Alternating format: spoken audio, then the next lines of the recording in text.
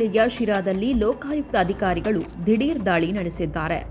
ಶಿರಾ ನಗರಸಭೆ ಕಚೇರಿಗೆ Lokayukta SP, DYSP ಸೇರಿದಂತೆ ಅಧಿಕಾರಿಗಳ ತಂಡ ಭೇಟಿ ನೀಡಿ ಪರಿಶೀಲನೆ ನಡೆಸುತ್ತಿದೆ.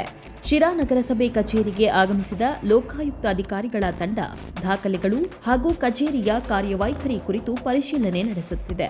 ಲೋಕಾಯುಕ್ತ ಎಸ್ಪಿ ನೇತೃತ್ವದಲ್ಲಿ ಡಿವೈಎಸ್ಪಿ ಹಾಗೂ ಇನ್ಸ್ಪೆಕ್ಟರ್ಗಳು ಸೇರಿದಂತೆ ಸಿಬ್ಬಂದಿ ವರ್ಗ ಕಾರ್ಯಾಚರಣೆಯಲ್ಲಿ ಭಾಗಿಯಾಗಿದ್ದಾರೆ.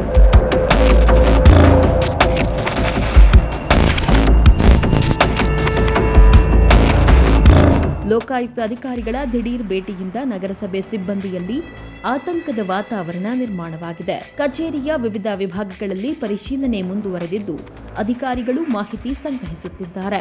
ದಾಳಿ ಯಾವ ಹಿನ್ನೆಲೆಯಲ್ಲಿ ನಡೆದಿದೆ ಎಂಬುದರ ಕುರಿತು ಲೋಕಾಯುಕ್ತ ಅಧಿಕಾರಿಗಳಿಂದ ಇನ್ನಷ್ಟೇ ಅಧಿಕೃತ ಮಾಹಿತಿ ಹೊರಬರಬೇಕಿದೆ. ಪರಿಶೀಲನೆ ಪೂರ್ಣಗೊಂಡ ಬಳಿಕ ಹೆಚ್ಚಿನ ವಿವರಗಳು ಲಭ್ಯವಾಗುವ ಸಾಧ್ಯತೆಯಿದೆ.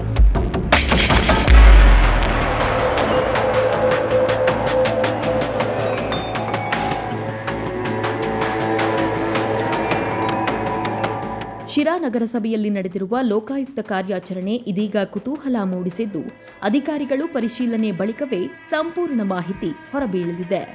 ಜಬೀ ಉಲ್ಲಾ ಖಾನ್, ಪ್ರಗತಿ ಟಿವಿ, ಶಿರಾ.